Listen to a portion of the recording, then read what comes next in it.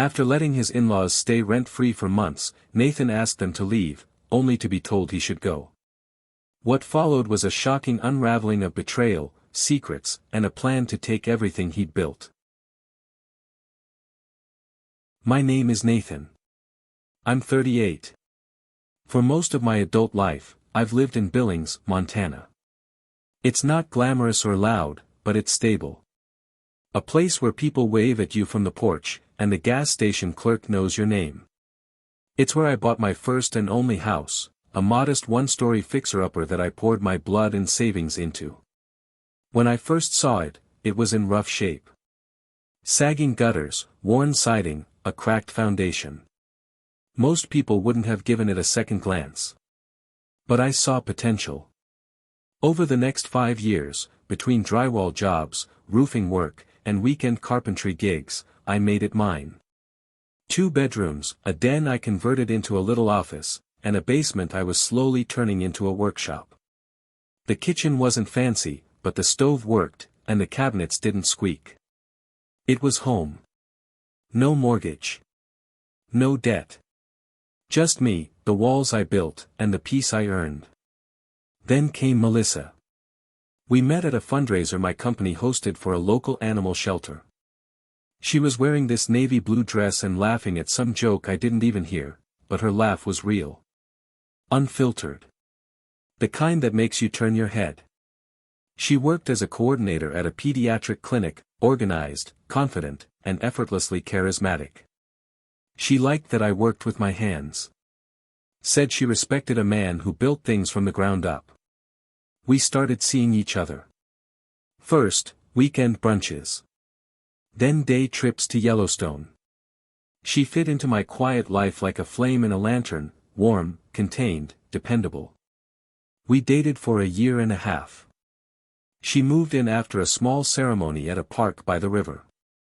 Just close friends, family, and her mother, June, who was polite enough that day. Back then, I had no idea how much that woman would change everything. Melissa and I had a deal. Separate bank accounts, split utilities.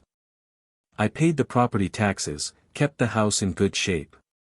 She paid for groceries and gas. It worked. We were equals.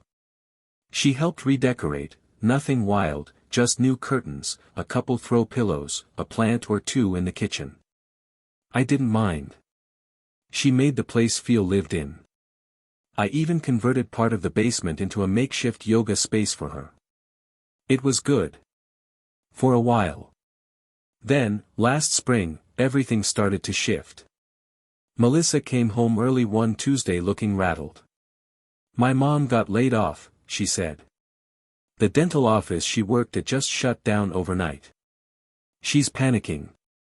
I asked what the plan was. Melissa hesitated. She could stay with us for a bit, just until she finds something. 2 months max. I didn't love the idea, but I understood. Family helps family. June moved in that weekend. 5 storage bins, a rolling suitcase, 3 potted plants, and a 17-pound cat named Winston. She smelled like lavender and clove cigarettes. Claimed she was allergic to dairy, red meat, and dishonesty. From the moment she arrived, I felt a shift. She didn't unpack. She nested. By week 3, she was still in her robe at noon, watching game shows and drinking wine with ice. I brought it up to Melissa. She waved it off. She's just decompressing. Then came Greg. Greg was Melissa's younger brother. A 20-something slacker who couldn't keep a job or a girlfriend longer than a season. He showed up one night, unannounced, dragging a duffel bag and smelling like vape juice and regret. Just a few nights, Melissa said. He's going through something. I asked what. She didn't answer. Greg took over the basement. Called it his studio. He was apparently producing beats for SoundCloud rappers. Wires everywhere. Loud music until 2 a.m. The smell of weed in the vents. He ate my food. Left the fridge open.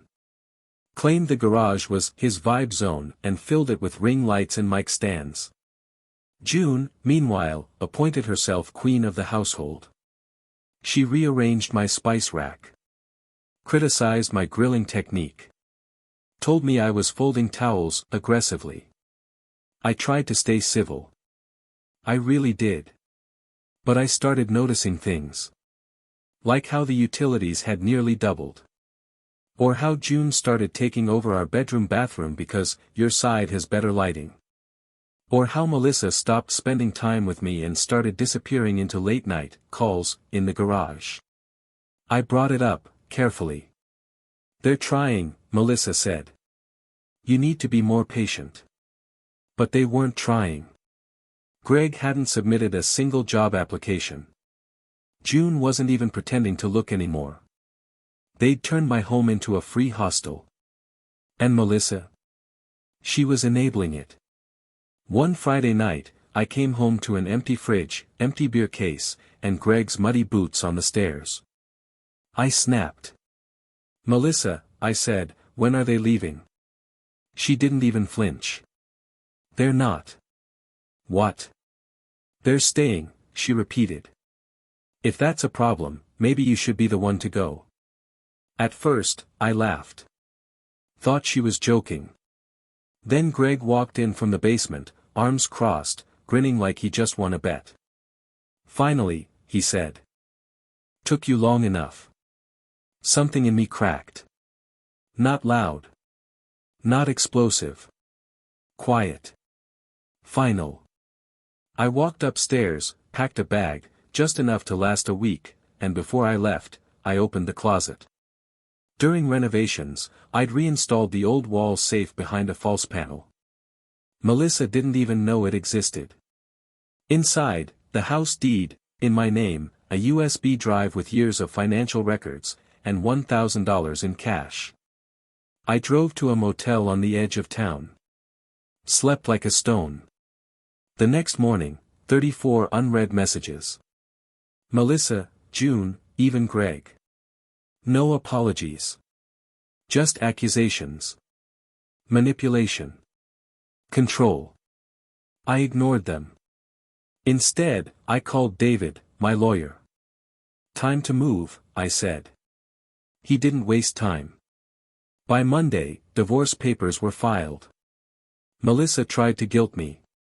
Said I was abandoning family. Her mother emailed a 4-paragraph monologue about loyalty. I responded with a legal notice, 7 days to vacate. Then Greg made a mistake. He posted an Instagram story of himself holding a beer in my living room, captioned, King of the Castle. He didn't know I still had access to the home security cameras. I logged in, screen recorded everything, Greg smoking weed next to the furnace, June yelling at a delivery driver, and Melissa sneaking into the bedroom with someone I didn't recognize. That was Adrian. A coworker. I'd later learn he was the one she was sneaking around with, on work trips, during team-building weekends, even in our house while I was gone on a roofing job in Helena. But the worst clip?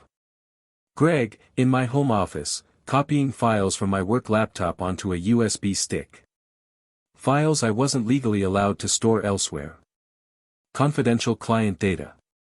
I sent everything to David. And the police. Melissa got fired within a week. So did Adrian. Apparently, they'd been violating company policy for months, using work resources for personal messages and data transfers. Greg? Under investigation for unemployment fraud. Turns out, he'd been collecting benefits while running a side hustle selling stolen electronics, bought with my money, from our joint account. The state froze his assets. Demanded repayment. Fined him. The house? Still mine. The judge ruled in my favor. She had no claim, no legal standing, no proof of ownership.